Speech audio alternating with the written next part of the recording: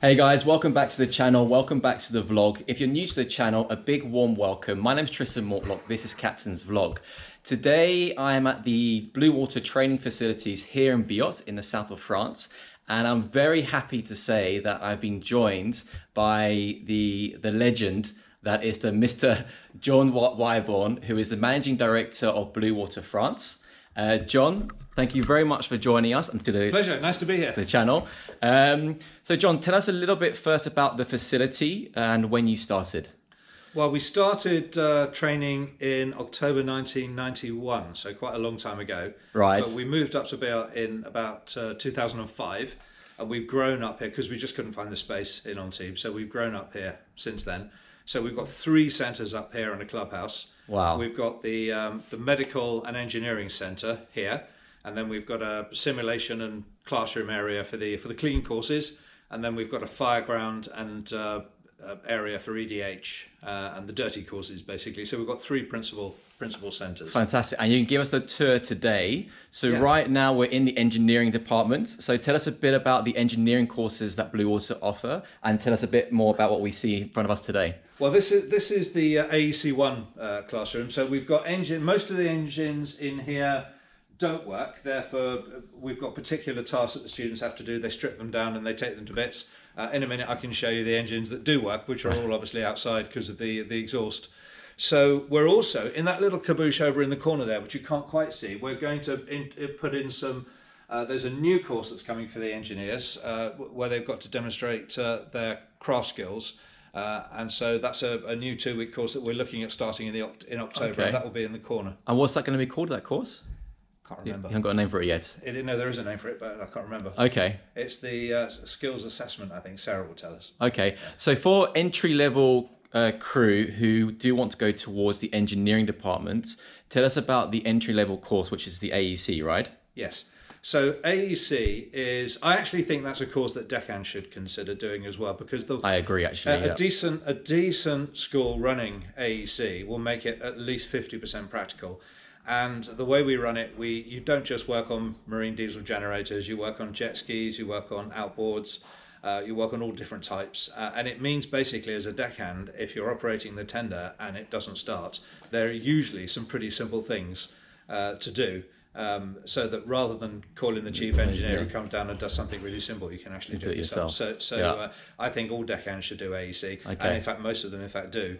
But if you want to make a career in engineering, then you need to think about AEC1 and then AEC2, which is a relatively new course which deals with other things like hydraulics and electrics, and that's in the next workshop just next to us. Okay, and for the viewers that don't know, what does AEC stand for? It stands for the Approved Engine Course. Okay. So it's a fairly sort of it's a strange title. It's invented by the MCA quite a while ago. Okay, and the MCA is the Maritime and Coast Guard Agency. Yes, they set the standards for all the training, right? Yeah, and in fact, if you want to work on certain types of yachts, you need to work as an auxiliary engineer. So I think it actually should be called the auxiliary engineer course. Right. But it isn't. But if you have the AEC, then you can work. It is on the Manning scale under the commercial code. It means you can actually get a job on certain types of limited range yachts.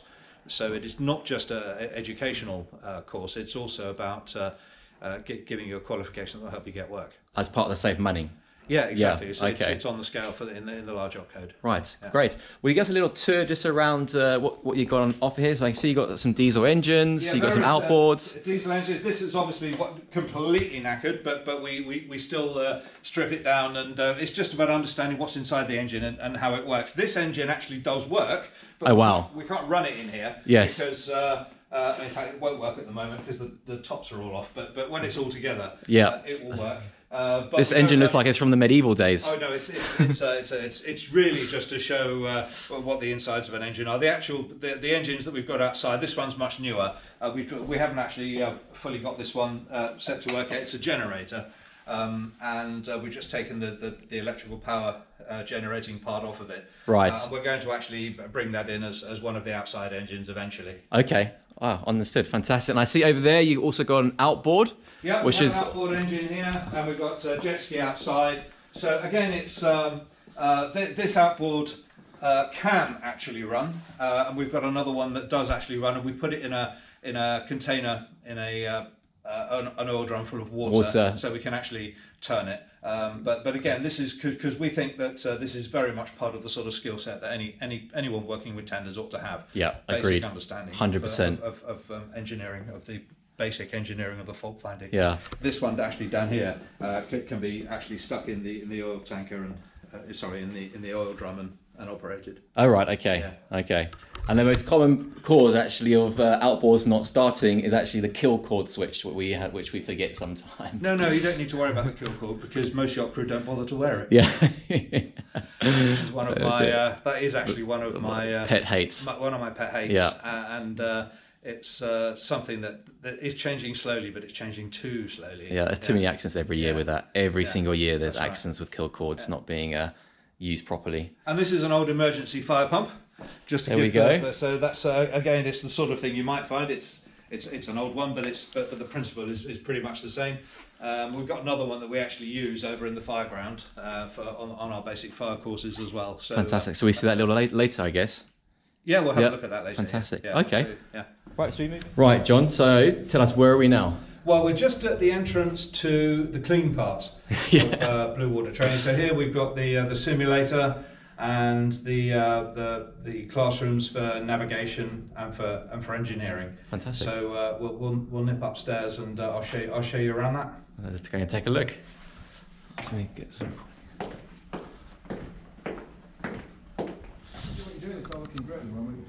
This is Tristan Mortlock, he's a yacht captain. We've got to look busy. Hey guys, how you doing? Yeah, well, thank you. Hi, Tristan. Nice to meet you. How you doing? Good. Yourselves? Sam, yeah, well, thanks. All right. So what's going on here, guys? What are you doing? We're doing a little passage just using parallel indexes Right. on the radar. Yes. So when this line hits the edge of this island here, we're going to alter the port, Fantastic. and then we're going to be anchoring. We've done the PI lines on the chart here. Paper charts. Yes. So this is the one we're steering now. Where are we actually? And then this. Oh, that's a good We question. are. Dublin. I mean, in the world. We're in Dublin. Yeah. Okay. Yeah. That's fairly calm seas for Dublin. Yeah, I know. Right. Fantastic. We can do something about that. So John, tell us a little about this simulator and how you guys set this all up, because this is incredible. Well, we started off, our first simulator was down in the Galerie du Port in Antibes, and it was more or less a desktop version, although we had it mounted in different cabins. So even then we were trying to sort of get people into a simulated learning environment. But once we moved up to Biot, we had more room, so we actually set up the simulator with the proper extracted visuals onto the screens. Amazing. So now we can actually give them scenarios and actually make it more like actually being on a ship. On a real vessel, yeah. We found very quickly that if we make it too rough or make it too difficult, actually people stop learning. So generally, there's usually a reason if we make it rough, or if we make it foggy, it's because we want to talk about Rule 19. Yes. So it's very much about getting understanding, for example, about parallel indexes. An awful lot of people, a lot of people keeping watch on yachts until they've done their nav and radar course don't actually know about parallel indexes, and of course it makes your life so much easier. It does. Yeah. As a watchkeeper, once you've got it. So it's fulfilling a really important job in that education, which, as I've said earlier, will improve a lot more once we get this new program up and running. That's fantastic. Yeah, so they've got their radar. We've got a choice of 3 different types of radar. We've got the ECDIS over there, which is the latest Transat version, and then we've got ship controls in the middle. So we can we've got a VHF radio in the corner, so we can do search and rescue exercises. We can change the weather, change the tide. Although we don't usually. We usually have that prefixed. So Keith outside can act as God, if appropriate. So he's monitoring what they're all doing. So the sorry to interrupt. The VHF radios are connected to the master station, or they're not live, are they? No, they're not actual VHFs that transmit, but they are. They look exactly the same as the commercial models of that are real. But no, these communicate. The 4 bridges in the instructor station talk together, so they can do talking to the harbour, talking to the pilots. When we do our search and rescue exercise on the master's course, then they're talking to the search and rescue authorities, etc. So yeah, so their function is real VHF. Right, We've perfect. also got a camera, so we're watching. We Monitoring. can watch what they're doing. Keith is probably looking at us as we speak. That's probably equivalent to the bridge navigational watch alarm system, is it? Make sure the students aren't falling asleep. Well, yes, because the instructor can shout at them if they are. So it's actually two-way communications through that. Tend not to use it too much on obstacle watch, but that we can monitor sort of what they're doing without us actually being physically in the room, which That's fantastic. Which is That's great. It helps debrief. It's a fantastic simulator. Brilliant. Okay. Chaps, thank you very much for your time. It's a pleasure. All right. Pleasure. If you want to see it, just go onto YouTube and look at the Super Yacht Captain YouTube channel. Super Yacht Captain. Yeah. Okay, thank you very much. No worries. You'll be on there. You guys are happy to be on the video, yeah? Yeah. Right. Perfect. Thanks. Another simulator in here, slightly smaller one. Again, same equipment that had the radars, the transas, and then the engine controls, autopilots, steering, and bow and stern thrusters. This is the classroom. So we've got 4 bridges altogether. One is the main bridge with the 5 screens, 180 vis, and 3 screens in the other 3. Fantastic. So how many students at the same time can you teach for the for this course? 8 at the same. Yeah. Okay. So it's 2 in each bridge then.